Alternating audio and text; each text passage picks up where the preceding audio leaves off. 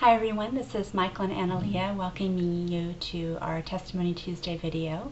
And today what we want to speak with you about is oftentimes what a husband will say in relation to the demise, if you would, of his marriage, which is, it's this woman that you gave me, Lord.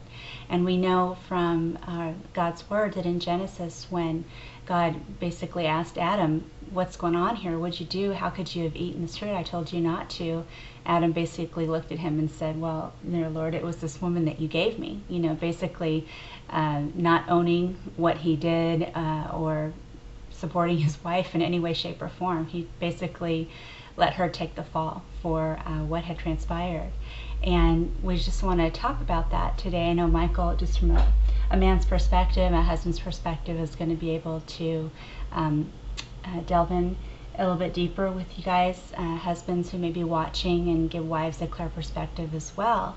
So maybe you want to just pick that up there. Sure. From that. I know a lot of marriages that are either settling or in crisis. The husband has a belief system where he thinks, God, it's this woman you gave me. Mm-hmm. She's the problem. That's the reason why we're having marital problems, family problems. If you'd only see it my money way. Yeah. Money problems, whatever it is. Mm-hmm. And usually that belief system almost stops the marriage at a complete standstill. Mm-hmm. Because in the husband's mind, in my mind, I was thinking,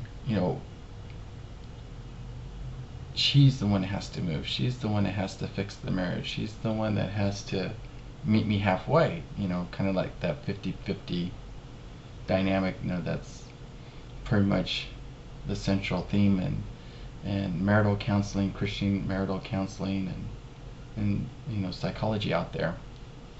That husband has his issues, the wife has her issues, and the husband will fantasize oftentimes of someone else, maybe another woman with less, who doesn't have issues. Who doesn't have but issues. She does.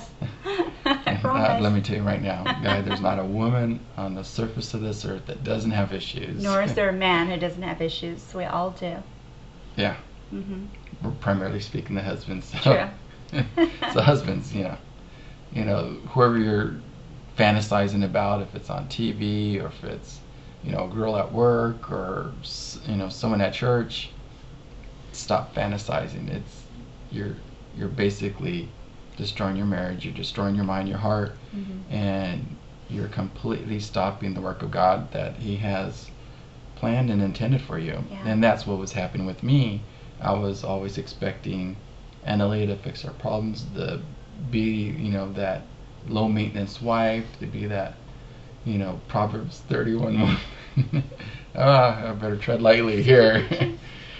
And just thinking, gosh, God, I thought she was the right one when I was marrying her. Now, what went wrong?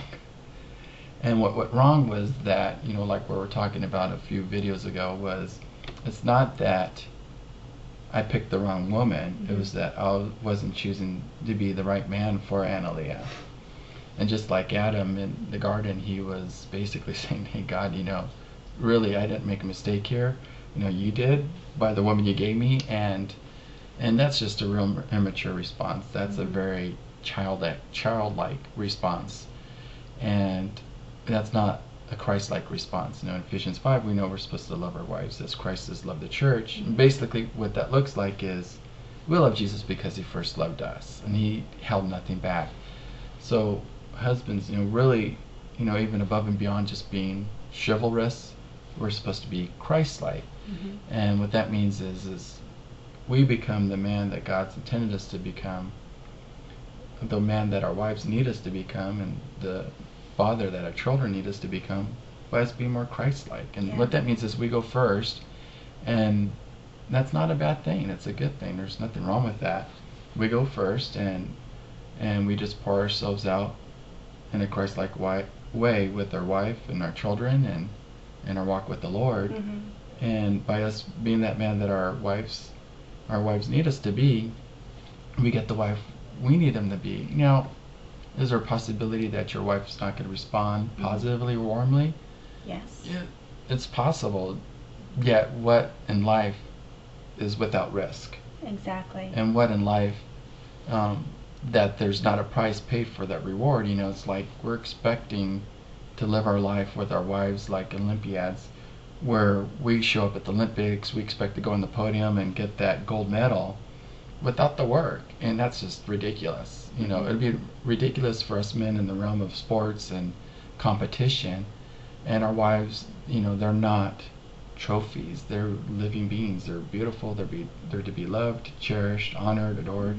And even if your wife is not a Christian, every woman has in her heart that God's ingrained and designed in her heart the way she should be treated, the way she should be loved, and that's a good thing. And if your wife is not a believer, she may become a believer because you are going to be the first person in her life that is truly treating her with love and unconditional love, adoration, and cherishing her, and just support, loving and serving her, and lifting her up, not beating her down.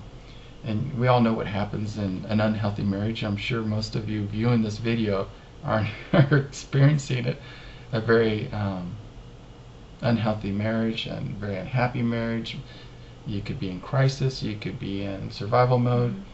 However, you can completely diffuse whatever problem you're in the middle of right now in your marriage by just pausing and really taking to heart what your wife is trying to tell you. The answer's right there. Yeah, because chances are she's been telling you what she needs from you since even before the two of you were married. And it just requires you now, husbands, to just have an open mind, an open heart, and remember, God gave you 2 ears and 1 mouth, so be quick to listen and slow to speak, and that's really what she's needing. She's needing you to hear her, hear her heart, listen to her heart. That's what is just so important to so many wives. And like Michael was saying earlier, we love Christ because he first loved us. A husband is called to represent Christ to his wife, and therefore he doesn't really need to have a reason to initiate love to her. Now, of course, being human, that's hard, and at the same time, it's what God called him to do for her. And so when he is living that out with his wife, it's much easier for him. Not, at first it's hard because it's a whole new way of thinking, guys. We totally get that. It's also definitely within the realm of possibility. And like Michael was saying also, yes, there's a chance that your wife won't respond positively, but if a woman is being treated in a way that just really speaks to her heart, and where she knows that she's safe and her heart's being listened to, she will respond positively. It may take some time, only because she's learning again for her heart to safely trust you, and she's getting into that again. When she knows that is definitely within the realm of possibility, she will begin to respond positively. And what if she doesn't?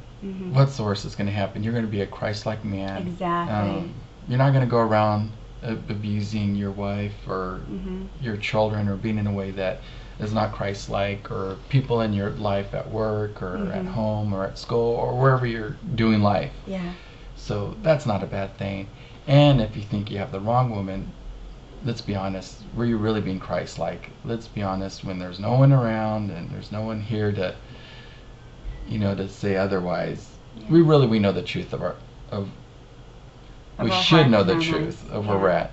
So keep that in mind. You don't have the wrong woman. Right. You just need to choose to be the man that God's called you to be, and the man that your wife needs you to be. Yes. And thank you for joining us this week. Thank you. We're looking forward to seeing you next. Well, we may not see you. Well, hopefully someday soon. I'm looking forward to you tuning in next Tuesday. There you go.